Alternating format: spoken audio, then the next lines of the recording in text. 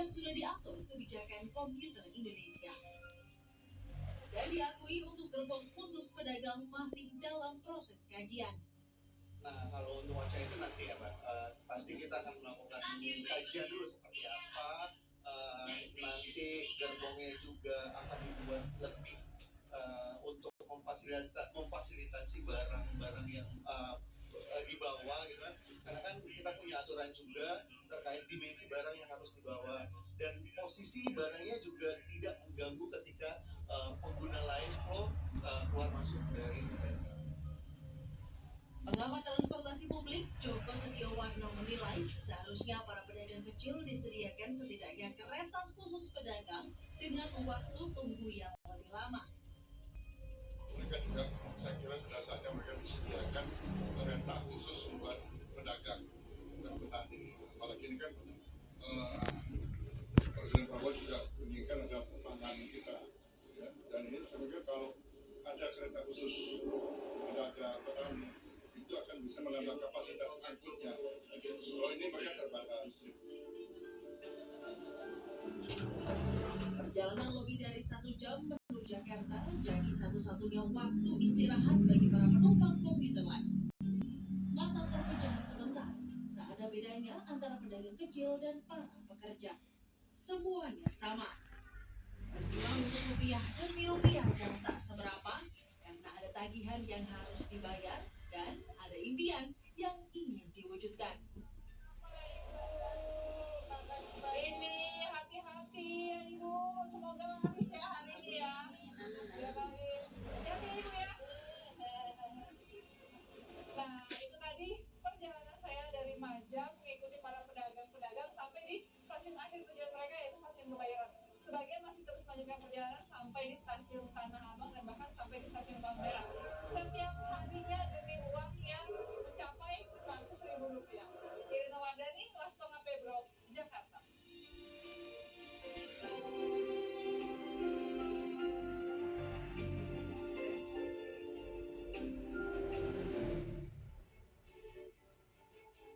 Yang berikut juga tidak kalah menarik. Tak hanya dijual buahnya saja, melon juga bisa mendatangkan rupiah dengan berbagai inovasi. Jangan kemana-mana, tetaplah di redaksi.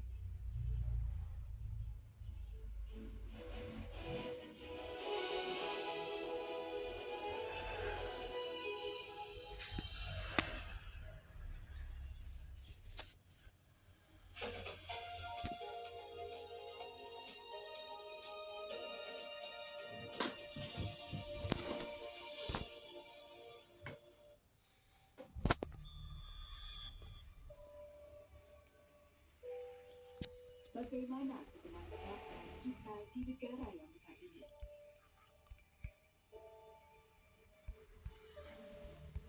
Seberapa besar kontribusi kita untuk negeri? Ataukah kita hanya partikel terkecil yang tak begitu berarti?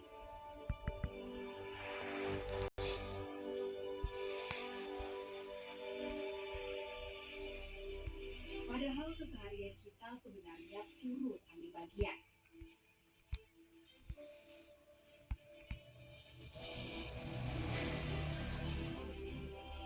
Menghidupkan para pewujud mimpi.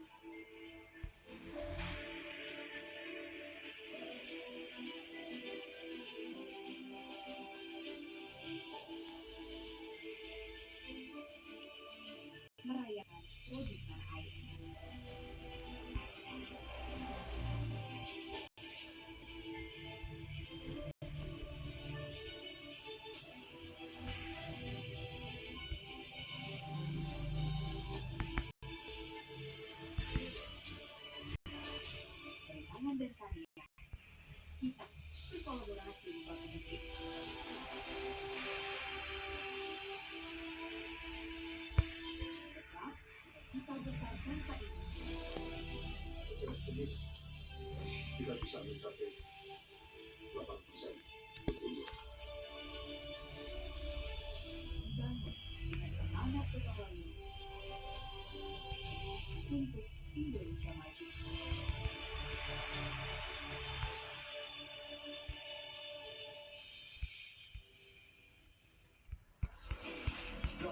rangkaian fakta terkini hanya di CNN Indonesia.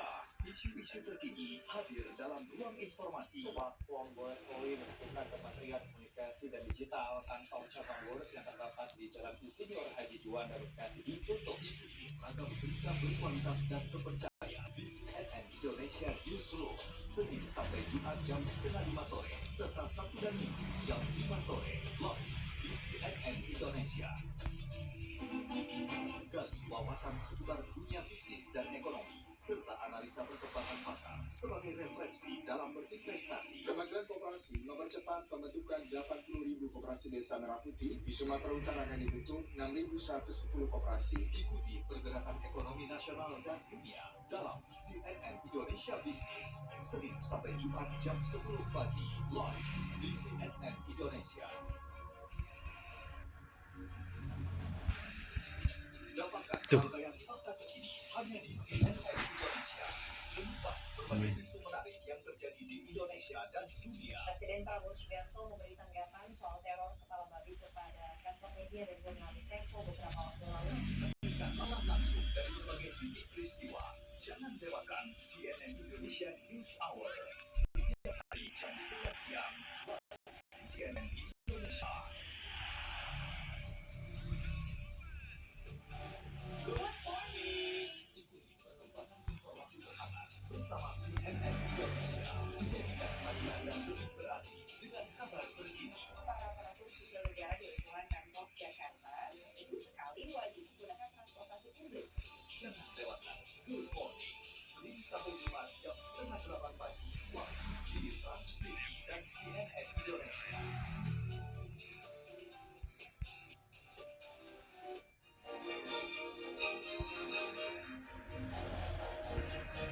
Politik bukan hanya soal siasat dan intrik, melainkan sebuah taktik untuk demokrasi yang lebih baik.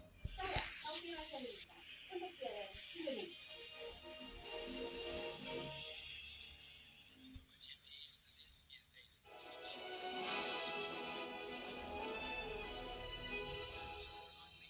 Terima kasih Anda masih bersama kami. Kami punya inspirasi cuan dari buah melon. Tak hanya dijual buahnya saja, melon ternyata bisa mendatangkan rupiah lewat agrowisata. Buat yang ingin mencoba bisnis serba melon, dan berikut informasinya untuk Anda tiru.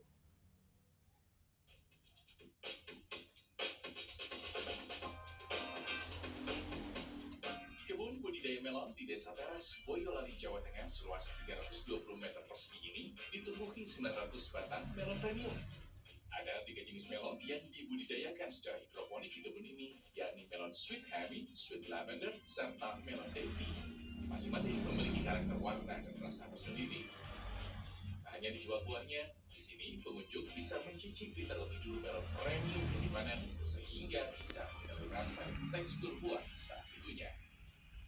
Tapi kalau bedanya sama melon yang lainnya itu, kalau melon lainnya itu identik lembut ya. Kalau yang suka buah agak crunchy gitu, ini benar-benar cocok banget kalau petik melon di sini.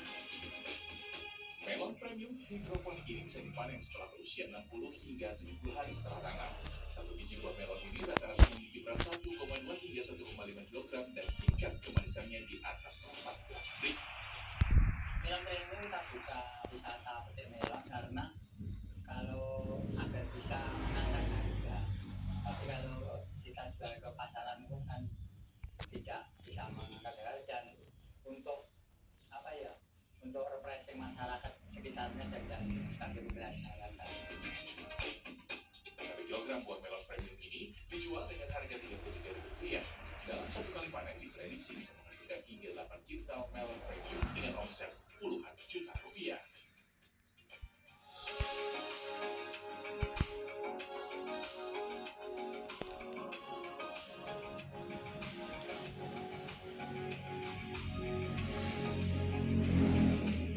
Berbeda jauh dengan Suratno, seorang petani di Banyumas, Jawa Tengah membudidayakan melon jenis Golden Aroma dengan sistem greenhouse. Sugiono sebelumnya menanam melon secara konvensional. Kini dia beralih menggunakan media politek dan pupuk organik dari limbah rumah tangga. Hasilnya, ia menanam hingga ratusan tanaman melon dengan perawatan yang lebih terkontrol.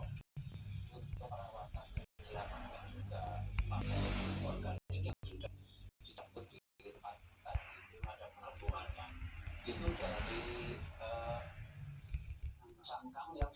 jadi busukannya sudah diremuk, direndam, terus airnya yang untuk penyiraman setiap hari. Terus perawatannya seperti apa nih Pak? Perawatannya yang jelas juga kalau penyiraman harus satu hari ya rutin, 1 hari 2 kali pagi dan sore. Terus kalau siang ini ya banyak pekerjaan yang harus itu seperti perkawinan, terus penyiangan, daun-daun yang istilahnya tidak berfungsi juga harus dikurangi. Sugiono membangun 2 greenhouse berjejer, masing-masing berisi 400 tanaman sehingga total mencapai 800 tanaman dari 2 greenhouse. Limbah cangkang telur yang diperoleh dari sebuah hanggar tak jauh dari rumahnya dimanfaatkan dengan cara sederhana.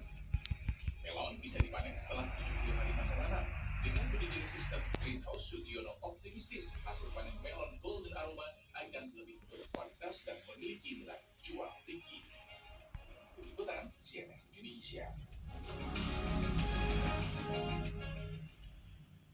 Aneka jajanan khas Thailand seperti seafood omelet hingga oyster bakar ada di Festival Kuliner Thailand di Sidoarjo, Jawa Timur.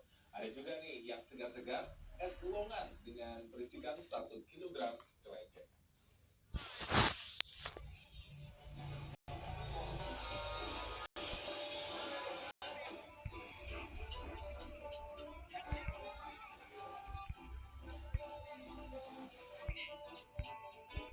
Para pecinta kuliner, terutama kuliner khas Thailand, ayo merapat ke Sidoarjo. Karena sedang digelar festival beragam kuliner otentik dan unik asal negeri Gajah Putih. Mulai dari oyster bakar, pantai, hingga salad khas Thailand. Di antara jajanan-jajanan yang menggiurkan ini, saya tertarik nih dengan yang satu ini, seafood omelet. Waduh, ini aromanya luar biasa. Aroma seafood, kemudian ada telurnya. Ini boleh tahu ini nama kulinernya apa, Mas? Seafood omelet khas Thailand ya. Jadi gimana dia prosesnya? Apa aja bahannya? Dia ada tepung beras, dia ada telur, dia ada daun bawang sama toge. Jadi khas Thailand itu namanya bumbu rahasia. Apa yang membedakan dengan omelet pada umumnya ya, Mas? Kalau omelet